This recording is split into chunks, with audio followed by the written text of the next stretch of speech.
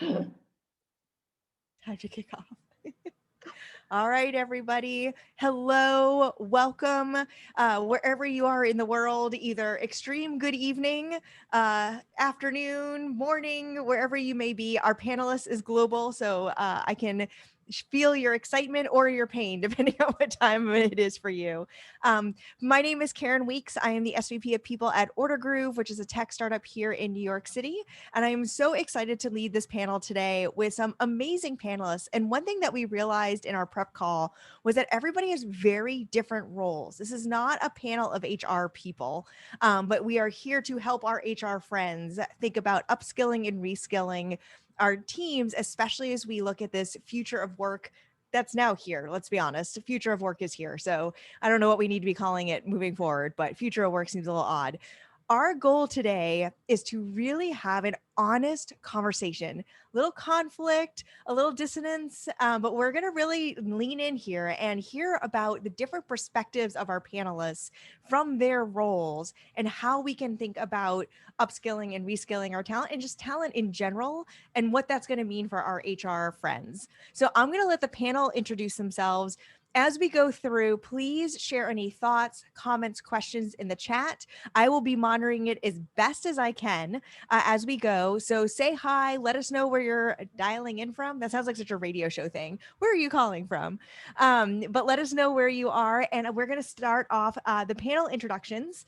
And we're going to start with Carolina. Okay, me first. Thank you so much, Karen. Thank you so much to all of you. I'm so happy to be here with this audience. It's so great to have the opportunity to exchange these ideas. It's very important for us and for the HR community. My name is Carolina Astaiza. I'm the CHRO for Grupo SanchoBBDO, which is an omnicom holding of the advertising agencies. I'm based in Bogota, Colombia. This is where I am right now. This is a sunny afternoon. That's why you're seeing the light. So it is so cool to be here, especially in this situation when we are dealing with new technology, with automation, with all this pandemic situation, looking for creative thinking deals. So I have the feeling that maybe most of you are having with this whole situation and our role. And this is what we're doing right now in Omnicom, in Grupo Sancho in Bogota, Colombia, trying to be less administrative, more strategic, and probably that's the goal that we have. And probably that's part of the goal that we have in this conversation today. And thank you, Karen, for this. Thank you so much. And we're going to talk about that, the fact that we as HR people are also reskilling and upskilling in this new world as well. And We're going to lean into that a little bit later in the panel. Thank you so much. So we're going in alphabetical order if anyone can't figure this out. Chris, you're going to be next. Thanks, Karen. Yeah, hello, everyone. How's everyone doing? I'm Chris Mayer. I'm a U.S. Army officer, and I'm an Associate Dean for Strategy and Initiatives at the Military Academy at West Point in New York, so about an hour north of where Karen is. A lot of my work deals with thinking about what our graduates who will become Army officers, but also graduate with the bachelor's will need to be able to do to lead in the future.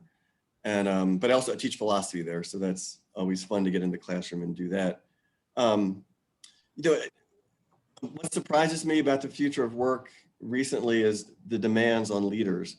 And I've thought a lot about, like, obviously the virtual leadership has been really challenging, but also the prioritization of employee well-being, and also addressing the social political divisions, at least here in the US, in the workforce, has been these new challenges for leaders. So that's kind of been my big takeaway the last year.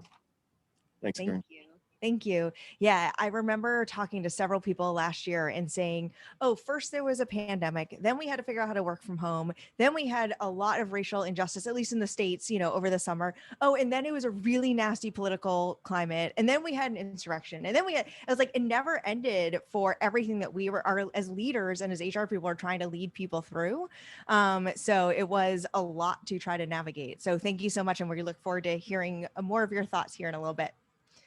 All right, turning it over to where it is 1 a.m. in the morning, Otti is joining us from the Netherlands.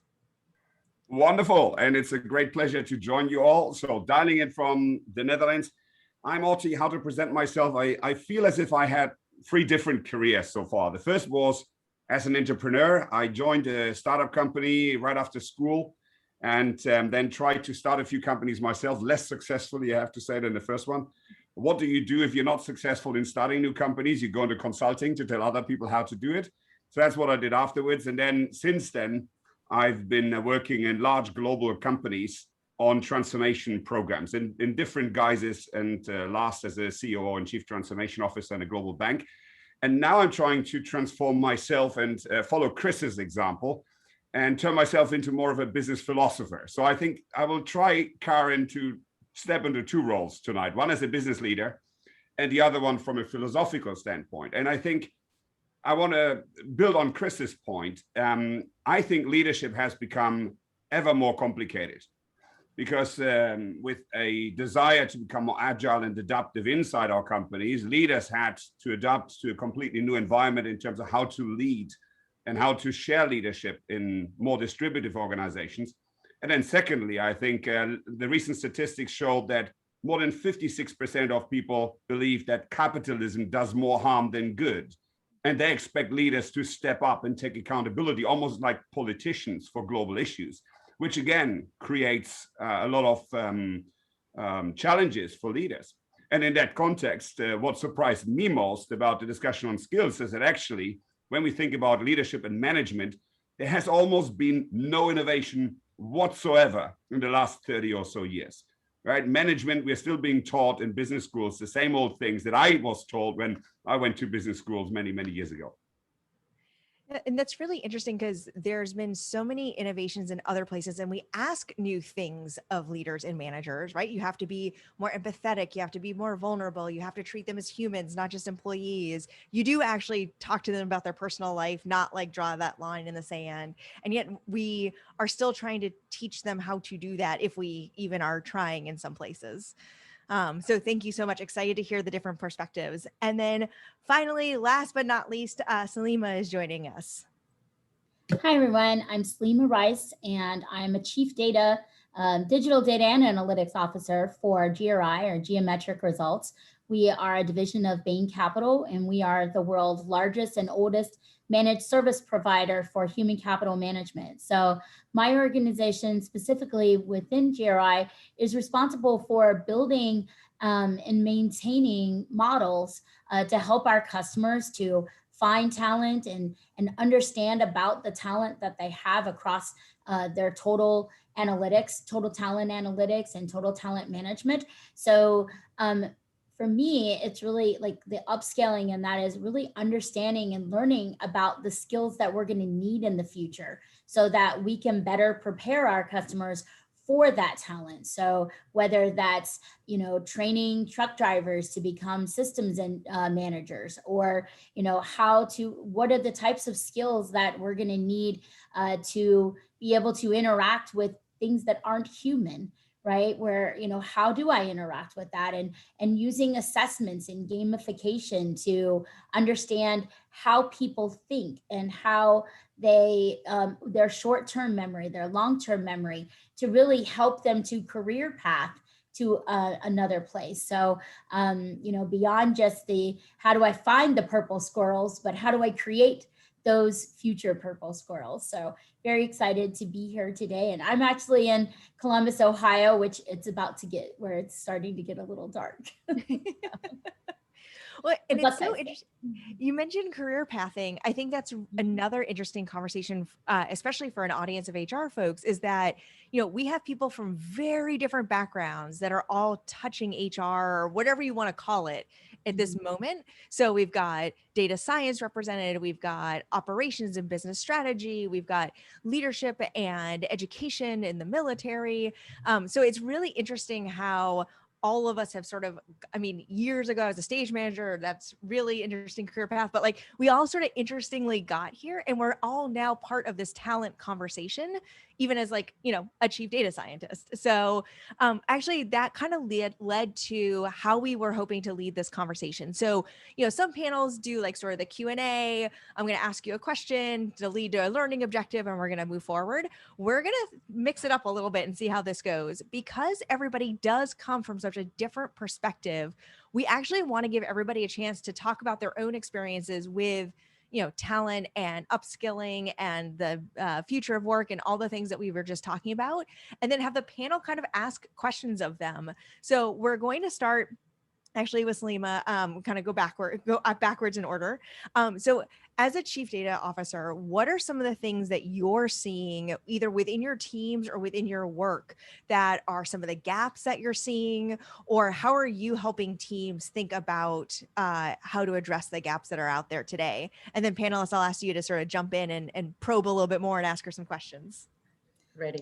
So that's a great question. So in terms of skilling, we use a lot of data science models to really understand the evolutions that some of their talent have gone through. So when we look at kind of, on the IT space, a lot of job descriptions will say, I want a Ruby on Rails developer with 5 years, but it's only been out for 3. So, really the reality of it is that people who are in those Python, Ruby on Rails roles used to be Java developers. So, and we can see from things like successful finishes, like how long are people staying in their roles to understand the quality of candidates over time, right? And so a lot of the analytics we do look at kind of the evolution of the career paths that are already out there to help determine the future career paths, like, where we see great talent evolving. We talked a little bit about the truck drivers, right? There's a 60,000 deficit right now in truck drivers in the United States.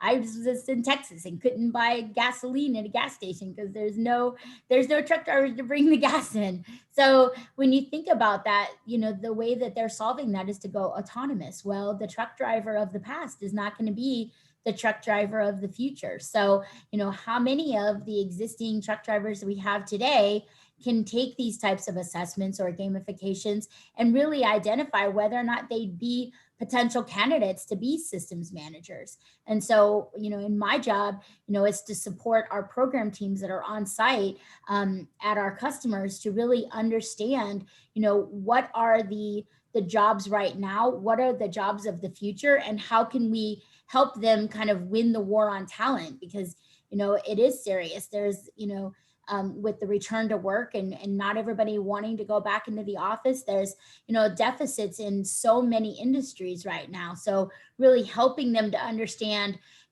both the supply and the demand of talent is very big.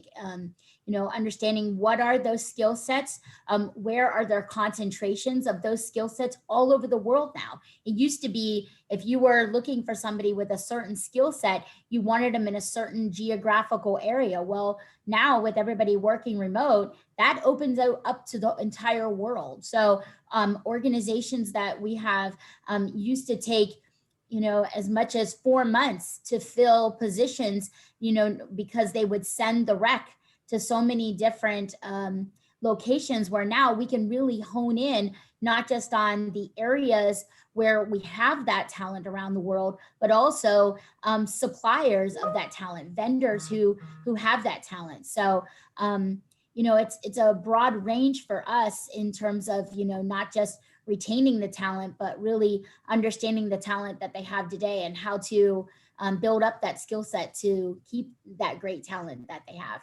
And I think part of that is going to be, kind of like what we do in data science, right? I mean, for me personally, I need to create an innovative and a creative place for people to work if I want my talent to stay more than a couple of years, right? I mean, I love that my team has been with me 5-7 years, but that's not the case most places. And I think that, as a chief data officer and chief data scientist, it's important for me to meet with customers right now and talk to them about what type of culture you need to create to, both attract and retain the IT talent and data talent that we need for the future. Amazing. Panelists, what thoughts do you have about using data science and assessments to figure out who to hire or who to keep or who to upskill? What thoughts do you have? Salema, if I could ask a question, one thing we've always struggled with is trying to assess character and it's one thing to understand that someone can do crunch data and produce good insights. But do you have any thoughts on that? Like how you're able to test character? Yeah, through gamification, you can definitely test character. You can see, you know, are they empathetic? You know, how do they solve problems? I mean, there's many different areas within the gamification realm that you can kind of assess morally how they reacted to different parts of the game. I mean, there's also assessments to do that, but I think sometimes the gamification, especially for the millennials and the younger workforce today, is really a great way. It's also a way to find talent that doesn't have the technology toolkit, but you want them to have similar characteristics, whether that's character, morals, or values, and also thought process, right? I mean, like short-term memory, long-term memory, to people who are excelling in that role today. So you can have somebody who's working for you today take an assessment and then compare the results to the broader group that's being assessed as well to find like talent. And it's all very unbiased. So it's a great mechanism, I think. You know what? Go on, Carolina. No, what I was about to tell you is that measuring your skills and having data is going to be one of the most important resources for the HR industry, because it's going to give us the possibility or the chance to have a hard conversation with the managers. A couple of years ago, we were talking about like general skills, not really having data. We're trying to do something about more numeric or degree of adjustment with a position or with a role or responsibility. And it's not easy. It's not easy at all to change the conversation, but we have to keep in mind that we have two big situations going on in here. First one, we want to have like the same talent from all around the world, and the skill talent is still growing. I mean, it's not full. The world is not full for skill talent. So if you want to go for that talent, then you have to pay a lot of it. And probably you will need to have to do that in some positions. But in the other side, you have a responsibility with your country or with your people or with the culture of the company that is with the actual talent.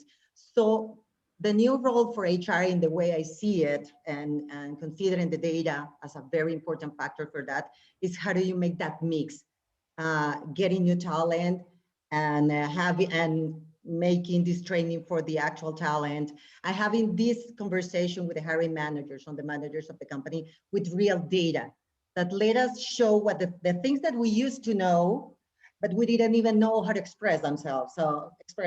So this is the way I see it here. Work in progress yet, very work in progress, but it's part of the change of the conversation that we're having. Yeah, that's funny, Carolina, because we always used to start our conversations with the business with the data will talk if you're willing to listen. Yeah, I think that reminds me of my statistics classes, where the statistics teacher would say, if you torture data long enough, nature will confess. But I have to say that the philosopher in me is with Chris, right? And Chris, I think General Schwarzkopf once said that if you have to choose between strategy and character, go with the character. And I think to Salema's point, I've come across a company called Resourceful Humans who are developing VR simulations. I think it was a submarine simulation, and they put executive leadership teams into a game environment. And exactly, Salema, like you say, with real-time data on what decisions they make and how they feel and heartbeats and percentage of talk time and so on. They can actually do very interesting analyses on what is happening in those simulations. Whether that really gets to character, I think I still have my doubts. The other thing I wanted to add is on data. I think what I have seen in banking as well, data becomes ever more important. And of course, having the chief data officer is great. But what we learned is, I think, you need to get everybody in the organization to have a minimum ability to understand and read data, because what ultimately will happen is, as a chief data officer, we put the tools to the people out there, and they will be able to create their own reports. They will be able to manipulate basic data sets and so on. And if they don't have the skill, then again, it is not necessarily clear that the organization acquires the capability. And I think that was, for us at least, an important learning. Yeah, that's Carolina and I were talking about that earlier, that, you know, data literacy is so important today. When we even think about the evolution just of CHROs, right? Like the HR office, they're not generally data savvy. So you can give them a visualization, but then there's that, well, so what? You know, like what's it saying? You know, how do I interpret it? And how do I trust it? And how do I, you know, use it to, you know, drive value, which is ultimately what we want to do. So there definitely is a data literacy component that goes along with it across the whole organization, which is why I think that a talent has become more than just an HR and a procurement problem, right? I mean, when I first started in this industry, I used to just meet with chief procurement officers and chief HR officers. And now for a lot of our large global manufacturing customers, I meet monthly with the global CIOs or the global CFOs. And that's because talent is no longer just a problem for HR. It's a problem across the whole company. So that data literacy has to follow through with that as well. It's interesting what you said about how HR folks need to like really upskill. Sorry, I had to our own knowledge around data and analytics and telling the story of what the data's saying. I think we're starting to go down this path of, you know, whatever it was 10, 15 years ago, you know, HR people need to be more business savvy and they need to have a seat at the table to be able to talk the talk of the business. I wonder now if it's actually they need to be able to talk the talk of the data and be able to really understand it and not just throw up a bunch of numbers on a slide or a bunch of graphs, but like, what is it actually saying? And not as it was it saying, but what are we going to do to impact what it's going to look like next time? And that may be our next like shift within HR is all around the data. So as we continue through our panel, thank you so much for sharing your perspective and what you're seeing based on your role and sort of how you're brought into the conversation. Otti, going backwards in alphabetical order, what are you really seeing based on your current roles and the projects that you're working on this concept of the gap in the workforce and how we either need to reskill them or fill it other ways? And thanks, Salema, because I really enjoyed that. It is a complex challenge as far as I'm concerned. And I will be very curious to hear Chris in a second, because I think if I think about the future of work, one, I'm asking myself, is it the future of work, which almost puts work as a depending variable, so we're victims of changes, or is it the work of the future, where we actually have to think about what type of work do we want in the future? There were some predictions that by this time we would only work 15 hours a week or something, which clearly haven't materialized, right? It's going the opposite direction. But I think even with the pandemic, there's an invitation or a reminder to us to actually take a step back and think a little bit more deeply about what future do we want? And are we moving in the right direction? Because on the data point that you just made, I'm sitting in some conferences where people say technology is the new strategy, and I'm sitting there saying, I hope not, right? Because the economy needs to serve humanity at the very end of the equation. And we need to make sure that we remain in a position to control technology. And the same with data, because before we know it, empowerment becomes surveillance. And then suddenly we have people not governed by nasty bosses, but by nasty algorithms. And again, I mean, some of the examples I'm hearing from companies like Amazon and so on already make me doubt that we are going into the right direction. But about the future of work, I think about 3 or 4 buckets. The first bucket, I would say, is, as Salema pointed to earlier, is technology is evolving, our companies are evolving. There's some statistics out there that say 65% of the jobs of people entering grammar school today don't even yet exist. And that we can see a demand for people in cybersecurity and AI and technology and data and so on. So there are new job profiles that we need to cater for. The second thing is this daunting automation in AI, which frankly, I haven't seen yet. Right? So there's a prediction that a lot of jobs will be lost due to AI. And I think the picture is a lot more complex than that. It depends on the geographical area that you're in, both in terms of where you sit in the world, as well as kind of whether you're in a more rural area or in an urban area and so on. So there will be shifts. But all the predictions I've seen is that even if we take about 20 to 25% automation into account in Western Europe, thanks to the demographic shift, we will not have enough workers to actually staff all the jobs that we need. Right? So it's not a problem necessarily of AI or robots destroying our jobs. It's really, and I think Salema pointed to it, about a shift and enabling that shift in a meaningful fashion, right? And again, I think what I've seen in banking so far is that very often people were not too unhappy about the automation because it became the manual transactional tasks were automated and their work was becoming more knowledge rich and interesting. Right? So I think we have to be a little bit careful as to what it actually means that automation is there. The third bucket, I think, is about the organizations becoming more adaptive because fast-moving environments and ecosystems require organizations to become more participative, self-managing, agile in nature. And I think that requires everybody to have a different skill set. We have to become more self-managing, good at managing in teams, empathetic, emotional intelligence, and stress these type of softer skills, which of course, as some of the panelists earlier mentioned, are the harder skills in reality. And finally, being that I want to convince Chris of my accolades as a coming philosopher, I think there is really in leadership, especially, this necessity to look at how we're developing the leaders of the future. And I think here, for me, moral and ethical skills are really, really important because the environment, as we said, is becoming more complex and we need leaders who are able to take good decisions in the context of uncertainty under high pressure. And that is about integrity, that is about character, as Chris was saying. And that is probably not what we have necessarily promoted in all cases today in our C-suites. I'm really sorry to say that. And HR has played not always a very supportive role in this context either, with some of the traditional ways of running companies. And I think the other thing in vertical leadership development is about understanding how ecosystems work.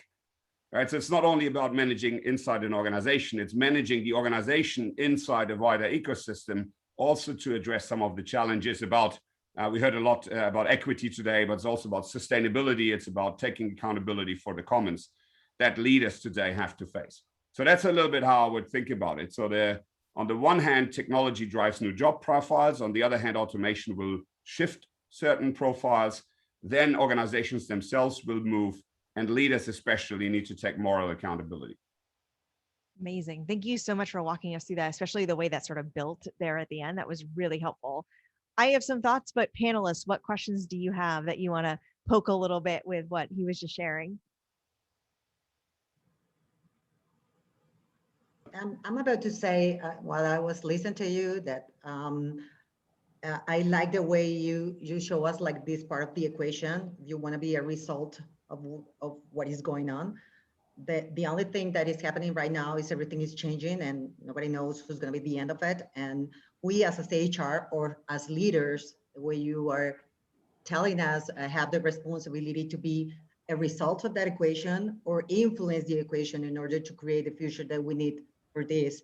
So when I was listening to that, I was thinking about my business and part of what these kind of meetings is going to help us is to show how to use all this change, all the tools that we have in change management, or data or whatever tool we have in order to change that part. So I think that's very important, and I'm going to think about it a little bit more, but I like the way you showed us that part. Yeah, it really came to my mind because so my husband's from a small town in Virginia where 40 years ago when he was growing up there, it was two main factories. It was an automotive factory for their parts and then more of a traditional factory that was right on the river and did whatever they did. I honestly don't know. They did whatever they did.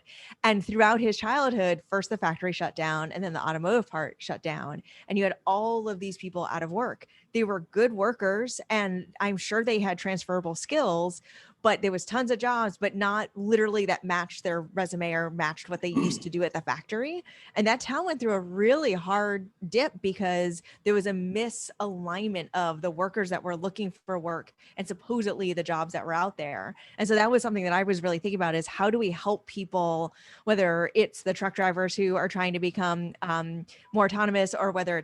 factory factory workers, or even I've talked a lot around veteran programs about how do we help people understand the skills people are learning and some of the amazing technology skills people are learning in the military to make that transferable to the jobs that do exist today and that they're applying for. So that was something that really connected with me, especially as someone who, does interviewing and writes job descriptions and all that stuff. Like, how can I be more thoughtful about that piece? Well, you bring up a good point too about the job descriptions. And I think the job descriptions of today, I think they should not exist anymore, to be honest with you. I mean, honestly, most organizations are going to take a 3-page job description and scan it through their AI NLP to pull out the skills. That's all we're using it for. So people who spend these great amounts of time writing job descriptions, and then the AI model, it's irrelevant, right? Because all they're looking for is what are the skills. But the trick, I think, there is that it's in that matching process, it's not just about the skills that match identically. It's about the type of softer skills or, other types of skills that they have that might make them a good fit to learn that new skill, right? That's really where I think we need to focus on. In the case of, like, even in Virginia, where that happened, those workers may not have had experience, but they might be skilled at something that wasn't being picked up through the algorithms. And that's very true to what Otti was saying about leadership. For many years, people have asked me personally, like, how do I retain my talent? Because I typically don't have any turnover. I mean, for 7 years, I had 0% attrition in my organization. And I said, I think that leadership looks very different, right? I mean, I can tell you for certain that, 14 years ago, I was one of 3 people in an entire 200-person IT department. I was the only female, the one of 3 females in the whole department. So as a woman in the industry today, I think that I came up a little different. I came up actually doing each of the jobs in my department. And so I create an environment that is innovative and creative. And, data used to be a sub-department of the IT department. I mean, our department was in the basement at one point. Now I report to the CEO. So, I think from a C-suite perspective, we've come a long way, right? I mean, we bring empathy, we bring innovation, we bring creative, we listen to people, we seek to understand what they want to do, how they want to progress in their career. And I don't know that, the C-suite and the executive leaders of the past, I certainly had very few people in my past that had the same characteristics as me. It's the ones who said, no matter what your job title is, you're the CEO of the data department. And so you need to be the leader. You need to be the example that you want your workers to be. And I think that that's just it looks very different than it did 10 or 15 years ago. Otti, I wanted to, the 4th bucket obviously is very interesting. And I do worry, like, as technology gets more capable, and even with autonomous cars and weapons, there's this stance that, well, it was the machine that did it. I'm not responsible. So how do you think we, like, how do we get to where you want us to go, where leaders are taking responsibility when soon machines will be cranking out some decisions, not all, but some decisions for us, and the leaders don't just say, well, the machine told me to do it, so, I'm not responsible. How can we change that narrative? But Chris, on this one, I really have to give the question back to you, because I'm sure you have thought this through a lot longer and a lot better, especially in regards to military operations, right? So before I give my not very philosophical point yet, what would be your answer? Because it's a really interesting question. Yeah, I mean, so the military's made it clear that we're not ready yet to go fully autonomous. And I think there is this debate about is it the commander that employs it, or is it the manufacturer if a machine kills the wrong person, or even if a car. I mean, honestly, I honestly struggle with this. I think ultimately in the military, leaders are always responsible, even when something happened beyond, it was an accident and you couldn't do anything else, leaders are often held responsible. So I think one thing I'm going to talk about is that leaders do need to check the work of the machine. They can't simply let the machine go off on its own. And I guess also they have to know that it's like one of their subordinate workers, that ultimately they're responsible. So maybe that's start, that check the work. Yeah, I think I would agree. I think there are no easy answers. And I was stunned. I was participating in a webinar with a friend some time ago where it was about the ethics of technology innovation. And the example they used was a tomato harvester. And so it so happened that in this, I don't know, 70s, 80s of the last century, someone invented the tomato harvester. And I thought, well, that sounds good. Well, what's the problem with that? And then the case developed. So as a result, this tomato harvester was developed by a university. It was a highly efficient piece of equipment, so it could harvest 30% faster, 20% cheaper, whatever, but it was expensive. So it was like $70,000 or so, so only the bigger farms could actually have it. As a result of this innovation, within 10 years, the concentration in the tomato producing sector in the United States augmented by 200%. Right? Because only the big farms could have it, therefore they became more competitive and they bought up all the smaller farms. Secondly, because the normal tomatoes, the good Italian tomatoes, couldn't be harvested by the thing because they were squashed. They invented a new tomato, which was actually a lot more had a thicker skin, so it could be automatically harvested. As a result, by today, 98% of the tomatoes on the market in the United States are of that less good but more easily harvestable variety.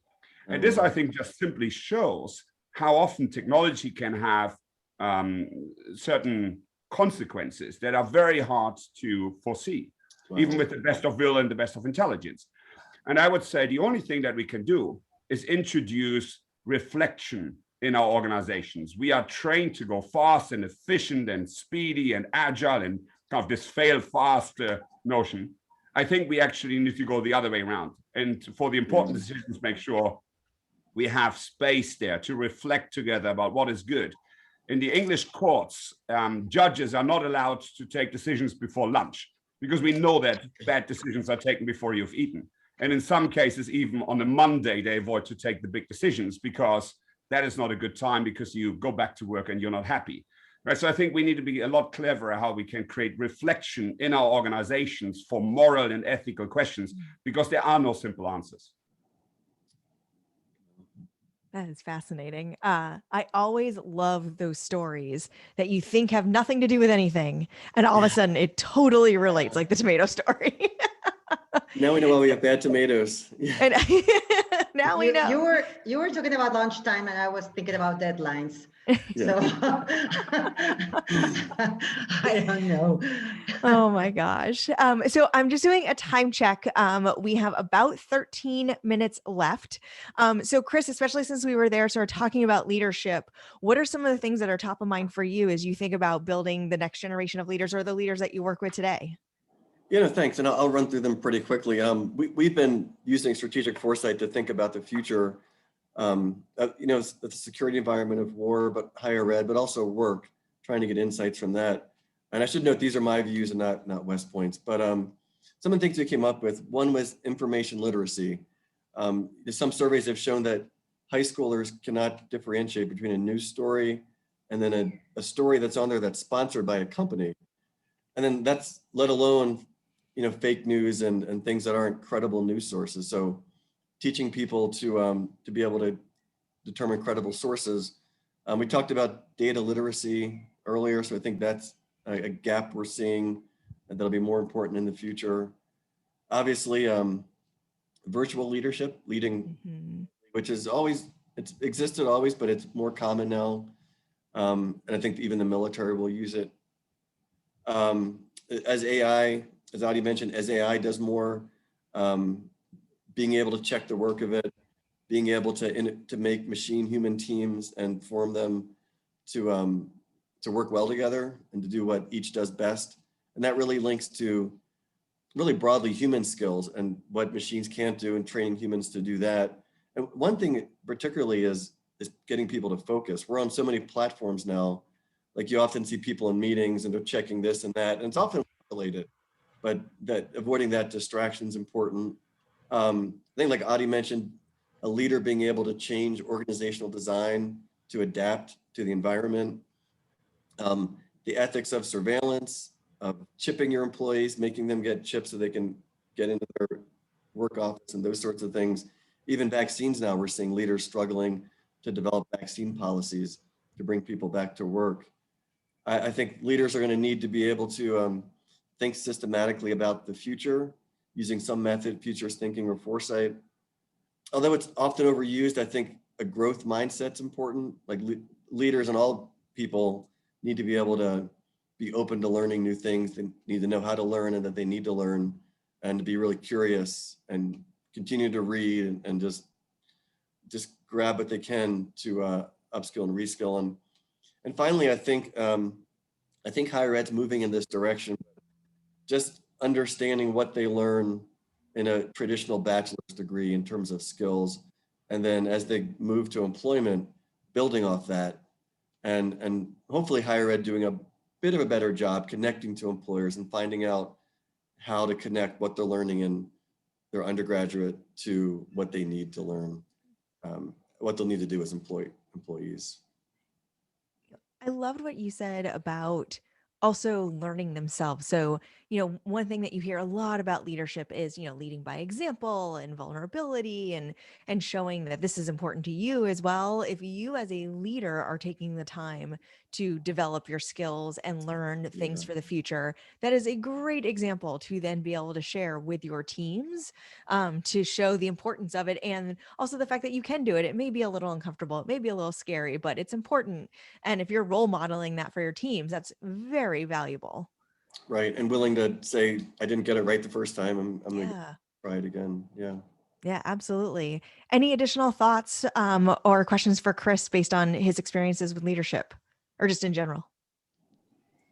Chris, as you're kind of developing the workforce of the future and thinking about skills, is there a lot of agile and kind of thinking about that fail fast and how to, I think that's been a huge game changer in a lot of different industries now, to kind of move away from traditional waterfall across the organization and really looking at not just agile from a development perspective or a product perspective, but just being more agile in general, and using the concepts of agile. It's one of the challenges that we have with some of the workforce, because they didn't come from that age, right? I'd be curious, how you guys are handling it. I don't know if we give them a good enough foundation in it. I know once they enter the Army, there's definitely, especially in combat, there's definitely the adaptability and being able to pivot really quickly based on the situation on the ground. So I think we give them a foundation in many different disciplines, but I think they learn that more after graduation and in the Army workforce. But it's very important. Like adaptability is huge. Yeah. Awesome. All righty. So we have a few minutes left. So what I'm going to do is, panelists, if you could put into the chat any way that people should connect with you. So LinkedIn, email, company sites, whatever's the best for you. Carolina, I am going to turn it over to you to bring us home. So we have heard all these different perspectives from folks that where upskilling and reskilling is really important. It's part of their worlds, their talent and their teams are obviously really important to them. So what can we be doing as HR people to really take all of this in? And what are you doing in your organization? And what advice can you give our HR friends that are listening to us today? I don't know if this is going to be just like a Colombian point or even Latin American point, but I think this is important for all the HR people. For sure, there are people that already have this done, and it's great. But first thing is all the administrative work. If that's the focus of what you're doing, you're not doing the right job. This should be solved a long time ago. If you still have to solve that, then just do it. I mean, there is tons of tools, but that's not part of your job anymore. It's something that it needed to be there. That's not our role. Our role is very different. Our role has to be with what is the skill that the company needs, whatever the company is. I mean, advertising, and we have a big influence for tech right now because of the media and things like Facebook, Google, Twitter, Instagram, whatever. I mean, all this revolution about media is getting us the opportunity to upskill and reskill at the same time. And you need to find that skills in your actual people, like Salema was saying. I mean, probably you have some of the skills, you just need to have how to use them in your actual job. And that's part of our job. And sometimes leader doesn't even have the eye to find that connection. And that's exactly what we need to do in that part right now. It's not easy to find people outside. When I was listening to you and you were saying, well, we're having a problem in this part of the world trying to find this person, I was, oh my God, I'm not the only one. This is not just about Latin America. I mean, we're trying to find talent all around the world. This is not just a specific, I mean, I'm talking with my CEO all the time. What's going on? We haven't found that person. And I said, oh my, I have seen 40, 50, but we have a person right now that has the information of the business, knows the company. Let's go do a training, expose him to the new information and go for it. You have two responsibilities as developing the actual people, like a career path. And we were talking about it at the beginning of this conversation, and that's very important. And data, Salim, again, and we have to talk again, I think is the thing that is gonna give us the information to have that conversation with our managers. CFOs has this kind of information 30 years ago. They already know how to deal with numbers. I mean, they close their eyes and they know the EBIT, the margin, everything. We're still building on that. We need to create a very supportive data. At the beginning, we're gonna have a lot of interpretations. Probably CFOs 40, 50, or 60 years ago happened the same, which is a good margin, with what was the best EBIT for the company, what's the compensation, a good number. But they know how to deal with that conversation.